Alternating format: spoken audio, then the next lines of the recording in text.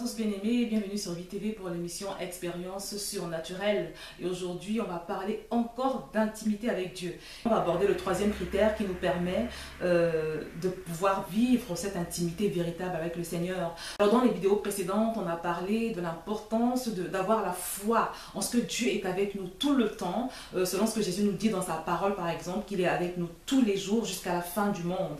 Et on a vu que c'est très important en tout temps de réaliser qu'il est avec nous, partout où nous sommes, dans tout ce que nous faisons. On a vu qu'il était très important d'avoir la conscience de sa présence. Quand tu crois que Jésus est avec toi dans tout ce que tu fais, selon ce qu'il a promis dans sa parole, il vient, il honore ta foi, il se manifeste, il commence à se manifester à toi.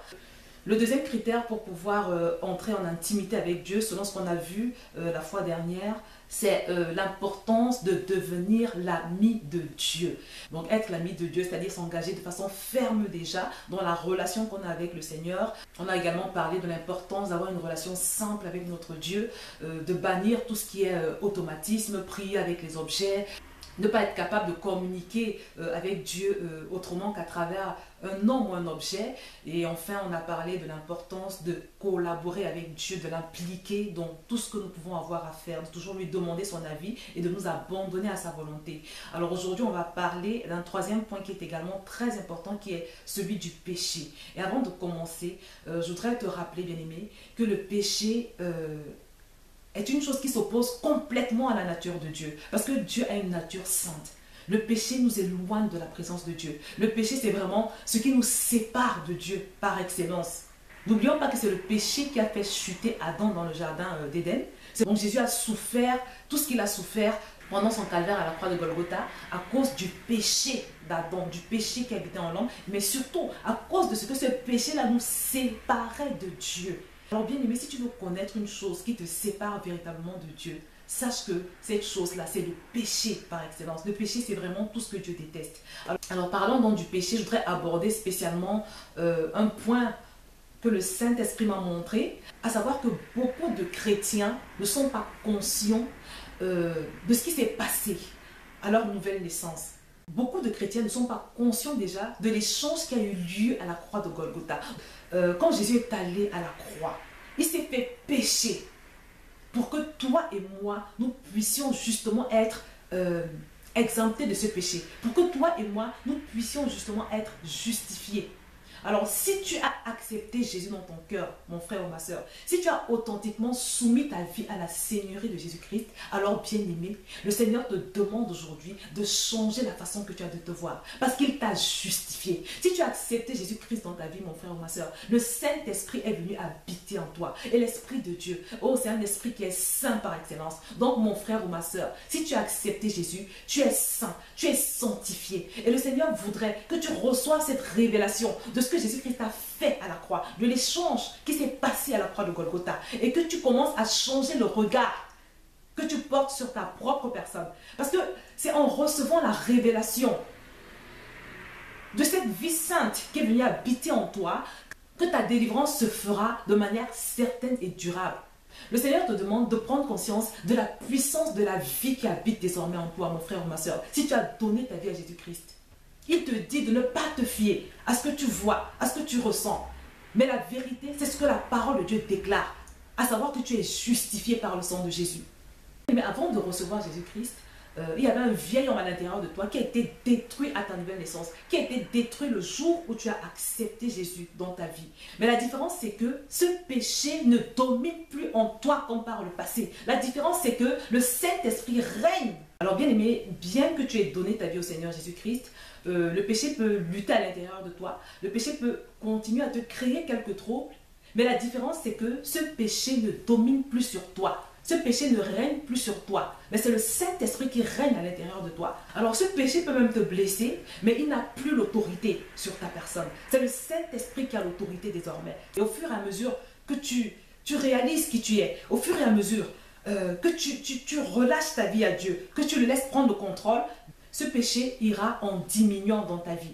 Donc bien aimé, c'est très important d'accepter la réalité de la vie sainte qui habite en toi. Je vais te mettre des versets bibliques en dessous de cette vidéo dans la description que tu pourras proclamer, que tu pourras méditer dans un premier temps dans un esprit de prière. en priant pour que le Saint-Esprit te révèle la profondeur, la vérité comprise dans ces versets, pour que tu puisses les accepter par la foi. Parce que c'est tellement important. Comme je le dis toujours, il faut toujours commencer par accepter. Toutes les promesses de notre Dieu s'obtiennent par la foi. Toutes les promesses de Dieu s'obtiennent par l'acceptation. Donc il faut accepter ce que la parole de Dieu te déclare. La parole de Dieu est vérité. La parole de Dieu est souveraine. Notre Dieu déclare dans sa parole qu'il n'est pas un homme pour mentir, ni un fils d'homme pour se repentir. C'est très important de réaliser et d'accepter le don de Dieu par la foi. Alors on va maintenant parler de l'importance de combattre ce péché dans ton quotidien. Parce que pour pouvoir marcher en intimité avec Dieu, comme je l'ai dit, c'est très important d'être dans une optique de combattre ce péché. Il faut que Dieu voie ta bonne volonté. Il faut que tu sois quelqu'un qui a pour vision d'en découdre avec le péché. Tu dois avoir une haine sainte pour le péché, une haine sainte pour Satan. C'est très important parce que si tu n'as pas cette haine sainte et cette vision de plaire à Dieu, alors tu ne seras jamais suffisamment motivé pour combattre ce péché. Et puis c'est important que Dieu voit dans ton cœur que tu as la vision, que tu as envie, que ton objectif vraiment c'est d'en finir avec ce péché. Alors comment parvenir à combattre le péché dans son quotidien? Bien aimé, il suffit simplement, alors d'après moi la façon la plus efficace c'est de fermer les canaux. Parce qu'en général les gens commettent l'erreur de vouloir se débarrasser du péché en continuant de s'exposer à ce péché. C'est une grosse erreur et c'est une chose qui n'est carrément pas possible de vouloir se débarrasser d'un péché en maintenant ce que j'appelle les occasions de chute. Et je voudrais te préciser aujourd'hui qu'en général, nos cinq sens sont les conducteurs du péché, sont les, comment je vais dire ça, les points de contact dont le péché se sert pour affecter notre âme. Ou si vous préférez, des sortes d'autoroutes ou de chemins ou de canaux. Alors de la même manière que une personne qui s'expose à beaucoup d'enseignements inspirés du Saint-Esprit, une personne qui médite beaucoup la parole de Dieu, une personne qui se plonge dans une atmosphère propice à son édification personnelle, vous allez vous rendre compte qu'une telle personne sera forte spirituellement, une telle personne sera édifiante, une telle personne sera une source de bénédiction pour les autres, une telle personne aura plus de facilité à résister au péché. De la même manière, si tu t'exposes à tout ce qui te fait tomber, tout ce qui suscite des pensées impures dans ta vie, tout ce qui te fait pécher, tu vas te rendre compte que tu passeras toute ta vie dans ce péché. J'ai parlé des cinq sens. Les cinq sens sont rattachés à des organes. Là, donc, bien aimé, tu dois veiller à ce que tes yeux regardent. Tu dois veiller à ce que ta bouche mange. Tu dois veiller à ce à quoi tes cinq sens sont exposés à longueur de journée. Et tu dois particulièrement veiller sur tout ce que tu as identifié comme occasion de chute dans ta vie. J'ai vu par exemple des gens se priver d'une connexion internet parce qu'ils avaient un problème avec les films impurs. Des gens qui ne pouvaient pas s'empêcher de regarder des films pas bien parce qu'ils voulaient être délivrés de ce péché d'impudicité. Il y a des gens pour qui Facebook est une occasion de chute. Chez certaines personnes, le fait de prendre un demi-verre d'alcool les conduit à boire au point de devenir ivre. Donc les occasions de chute varient vraiment en fonction des personnes. C'est pour cette raison que Jésus avait dit que si jamais ton œil est une occasion de chute, il vaut mieux pour toi que tu l'arraches. Donc il ne s'agit pas de ton œil physique bien évidemment, mais c'était une façon de dire que si tu as identifié une chose ou même une personne qui te fait pécher, il vaut mieux que tu coupes ta relation avec cette personne ou bien il vaut mieux que tu te sépares de cette chose. Donc c'est ce que j'appelle fermer les canaux. Alors l'avantage c'est que ça te permet de traiter le problème à la racine. Et c'est une attitude que je recommande vraiment pour toutes les personnes qui ont des problèmes avec le péché. Il vaut mieux te séparer des occasions de chute, mon frère ou ma soeur. Et puis tu l'accompagnes de beaucoup de prières et de beaucoup de méditation de la parole de Dieu. Parce qu'au moment où tu te prives de toutes ces choses qui ont l'habitude de te faire pécher, il faut qu'à la place tu mettes beaucoup de paroles de Dieu, beaucoup d'enseignements inspirés par le Saint-Esprit, que tu lises beaucoup de livres édifiants. Donc, bien-aimé, reçois par la foi le don que Jésus t'a fait à la croix de Golgotha. Reçois par la foi la sainteté que Dieu a déposée à l'intérieur de toi en venant habiter en toi. Parce que fais en sorte d'accepter ce don merveilleux que Dieu t'a fait. Crois qu'il vit en toi. Change la façon que tu as de te voir.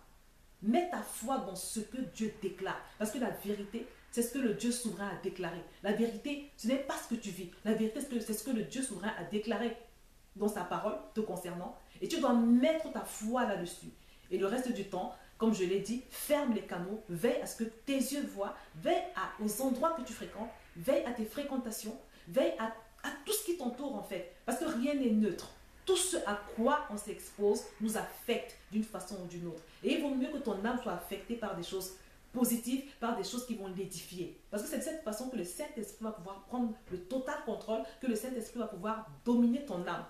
Mais par contre, si tu ne prends pas toutes ces mesures, bien-aimées, c'est le péché auquel tu t'exposes quotidiennement qui va prendre le contrôle de ton âme. Et sois sûr que quand c'est comme ça, tu ne pourras jamais véritablement obtenir cette intimité avec Dieu que tu recherches tant. Alors la prochaine fois, nous étudierons le quatrième point qui est celui de développer une véritable vie de prière. Si on veut vivre cette intimité avec le Seigneur.